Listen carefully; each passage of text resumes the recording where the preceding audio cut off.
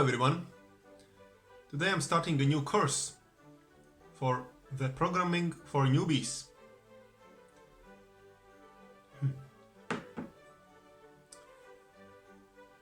So I congratulate you with your choice of becoming a programmer. You will start a new life today. A new, exciting life. You should be excited, really excited right now. I know how it is when you are starting something new in your life. I have started many different things in my life, and it's always the same great feeling when you start something new, the feeling of a new beginning, when you don't know exactly what lies ahead of you, but you know for sure that it will be an interesting time, an interesting new chapter of your life, so to say, and it will be a time worth spending. But okay, without further ado, let's get started. So I call this new course the Coffee Break Programming. Okay, so actually I have to admit I borrowed this name from Coffee Break Spanish, which is the last thing for now that I have begun in my life.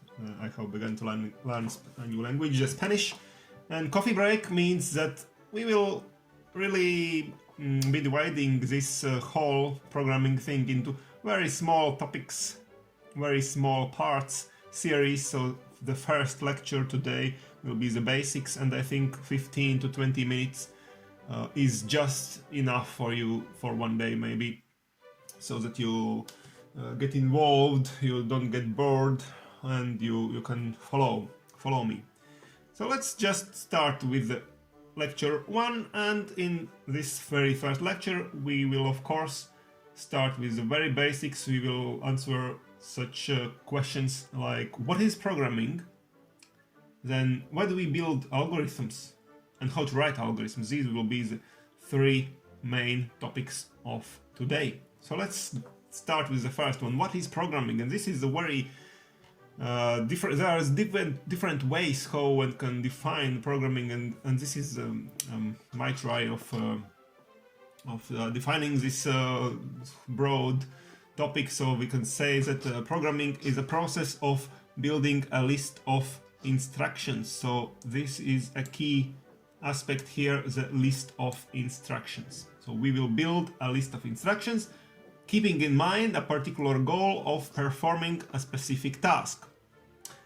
And we will often talk about the concept of an algorithm, which is a basic concept actually in programming, the algorithm.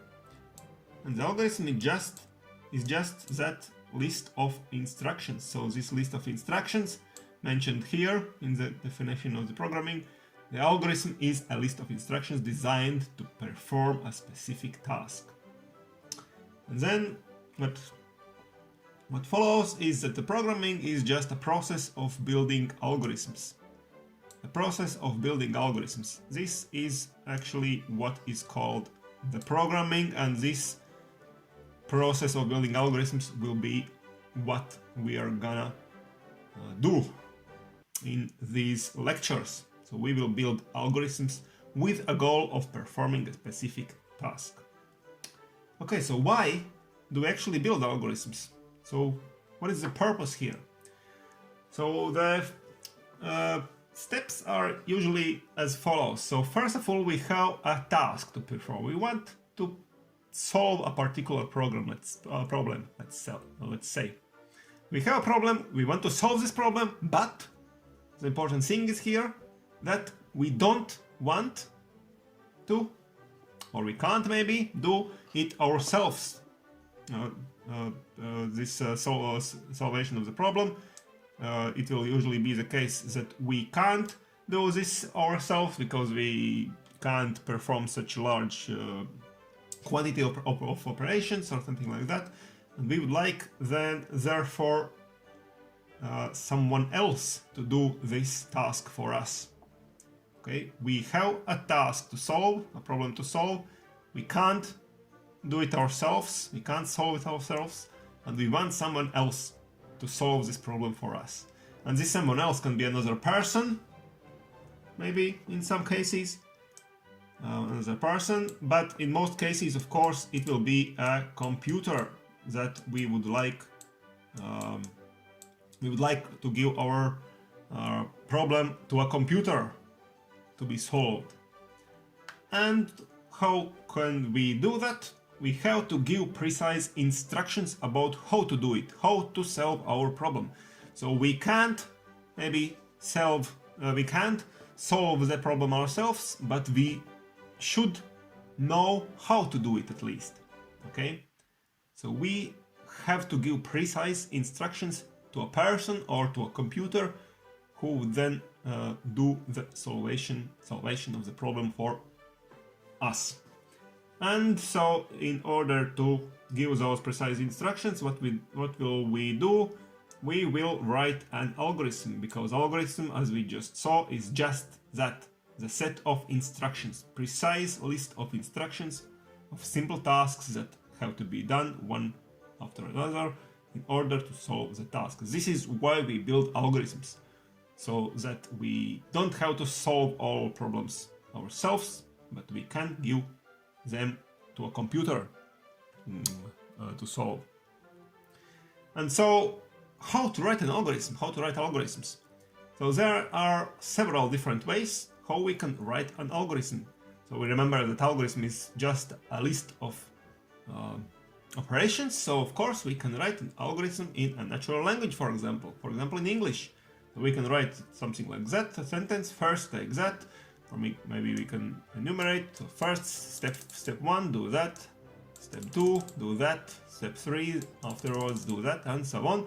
And this will be a valid algorithm. Okay, we can write an algorithm like that. But of course, if we write algorithm like that in natural language, we can only give this algorithm to another person for solving. Okay, we can't give such an algorithm to a computer, because the computer won't understand our natural language. Okay, so therefore there is another way how we can write an algorithm, more formal way. We can write an algorithm using some graphical language. There are many different graphical languages. For example, the language of called flowcharts, which we will briefly look in the following lectures. And what does it mean, a graphical language? It means that there are certain graphical elements with different shapes, different forms, and then our instructions, because the algorithm is just a set of instructions, and those instructions can be written inside those elements. And then using arrows, we can show the sequence of elements. We can show in which order those elements should be executed in order to solve our problem. So this is a bit more formal, of course, way of writing an algorithm, more formal than this first way when we just wrote the algorithm in the natural language, but it is still not very common in practical usage, because computers are still not very good at understanding such graphical languages, and therefore there is also the third option, and the third option is using the programming language. This is what we are gonna do the most in those lectures. We will use some programming language for writing algorithms. And of course there are many different programming languages, and this one particular language called C++. This is the language that we will gonna use in those lectures, in these lectures here. And programming language just means that there are certain commands. Each command has its own syntax and semantics. Syntax means how the command looks like, and semantics means what this command, what does this command mean, actually. And those commands are written in the order in which they have to be executed, and if we write our algorithm in such a way, using the programming language, the computer can actually understand our algorithm. because the programming language, for example, this C++ language, is very well understood by the computer, and so the computer can follow our steps, follow our algorithm and execute it, and thus solve our problem. So this is the way to go, actually. And of course, as I said before, so the formality increases in this direction. The first option of writing an algorithm is very informal, so we can also only give our algorithm to another person to solve if we write it in a natural language. So the second is a bit more formal, and the third one is the most formal one, and so we will use the third one most. But in the first lectures, let us also briefly look at the first two ways of writing an algorithm, just to get a feeling what actually what an algorithm looks like, how it is specified, and things like that. Okay, so this is enough for the first lecture. Very brief, very basic foundation, the base concepts here. So what did we do today? We saw what is programming, the definition of the programming. We saw why do we build algorithms, what is the purpose for that, and then how to write algorithms.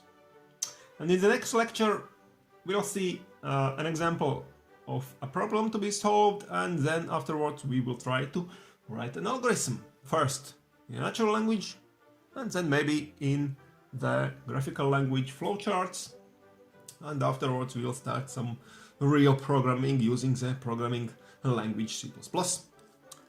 So that's it for today. Stay tuned for more lectures, and bye!